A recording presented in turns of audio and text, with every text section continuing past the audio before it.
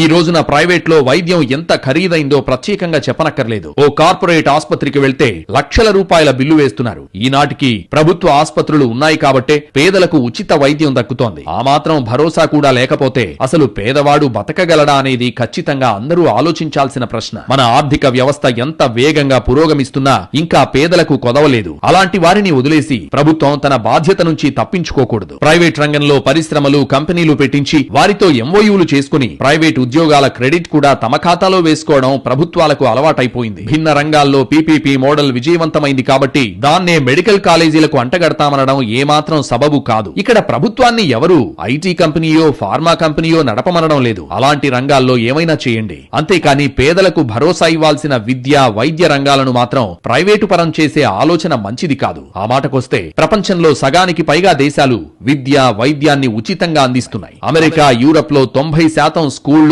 ఆస్పత్రులు ప్రభుత్వ ఆధ్వర్యంలోనే ఉన్నాయి. మరి అవే ఆదర్శం అని చెప్పుకునే ప్రభుత్వాలు వాటి విధానాల్ని ఎందుకు కొనసాగించడం లేదో ఖచ్చితంగా ఆత్మ విమర్శ చేసుకోవాలి. పేదలకు విద్య, వైద్యం ఉచితంగా ఇస్తే అంతే చాలు. మరేమీ ఇవ్వకపోయినా వారు ధైర్యంగా బతకగలుగుతారు. ఎందుకంటే చదువు జీవితాన్ని మారుస్తుంది, వైద్యం ఆ జీవితాన్ని నిలబెడుతుంది. అందుకే ఈ రెండు రంగాలను ప్రభుత్వ నిర్వహణలోనే ఉంచాలి. రోజు రోజుకు వైద్య రంగంలో ప్రజల అవసరాలు పెరుగుతున్నాయి, జనాభా పెరుగుతోంది, ఆస్పత్రుల అవసరం కూడా పెరుగుతోంది. దేశానికి లక్షల మంది డాక్టర్ల అవసరం ఉంది. అలాంటప్పుడు అటువంటి పరిస్థితుల్లో 2019-24 మధ్య అప్పటి రాష్ట్ర ప్రభుత్వం ఒకేసారి 17 ప్రభుత్వ మెడికల్ కాలేజీలకు అనుమతులు తీసుకురావడం అనేది ఒక చారిత్రక నిర్ణయం, ప్రయోగం. దాన్ని ఖచ్చితంగా అభినందించాల్సిందే. ఏ రాష్ట్ర ప్రభుత్వం అప్పట్లో ఇలాంటి సాహసం చేయలేదు. దురదృష్టవశాత్తు సకాలంలో ప్రభుత్వం వీటిని పూర్తి చేయలేకపోయింది. వీటిలో 5 కాలేజీలు మాత్రమే పూర్తయ్యాయి, మిగతా 12 నిర్మాణ దశలోనే నిలిచిపోయాయి. అయితే ప్రభుత్వం మారాక, కూటమి సర్కార్ వచ్చాక ఇప్పుడు ఈ 17 ప్రభుత్వ మెడికల్ కాలేజీలను పీపీపీ మోడల్లో నిర్మించి నిర్వహిస్తామని చంద్రబాబు సర్కార్ ప్రతిపాదనలు చేసి నోటిఫికేషన్లు విడుదల చేసింది.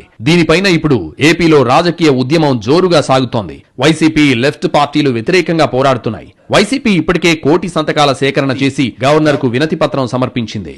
మరోవైపు ఎన్ని విమర్శలొచ్చినా పీపీపీ విధానంలో మెడికల్ కాలేజీల నిర్మాణంపై వెనకడుగు వేసేది లేదని ఏపీ సీఎం చంద్రబాబు చెబుతున్నారు. దేశవ్యాప్తంగా ఈ విధానం అమల్లో ఉందని, పేదలకు నాణ్యమైన కార్పొరేట్ వైద్యం అందుతుందని చంద్రబాబు చెబుతున్నారు. పీపీపీ విధానంలో మెడికల్ కాలేజీల నిర్మాణానికి టెండర్ల ప్రక్రియ వేగవంతం చేయాలని అధికారులను ఆదేశించారు. ఈ విషయమై విద్యావేత్తల్లోనూ భిన్నాభిప్రాయాలు వ్యక్తమవుతున్నాయి. ప్రభుత్వం మరోసారి టెండర్లను పిలవరాదని, మెడికల్ కళాశాలల పీపీపీ పద్ధతికి స్వస్తి పలకాలని డిమాండ్ చేస్తూ గుంటూరులో ప్రభుత్వ మెడికల్ కళాశాల పరిరక్షణ కమిటీ ఏర్పడింది. టెండర్ల నిబంధనలను సరళం చేసి ప్రైవేట్ వైద్య సంస్థలకు మొదటి 2 సంవత్సరాలు వైద్యులకు, సిబ్బందికి జీతభత్యాలను ప్రభుత్వమే చెల్లిస్తుందని ప్రకటించినా టెండర్లు వేయడానికి ఎవరూ ఆసక్తి చూపలేదని కమిటీ గుర్తు చేస్తోంది.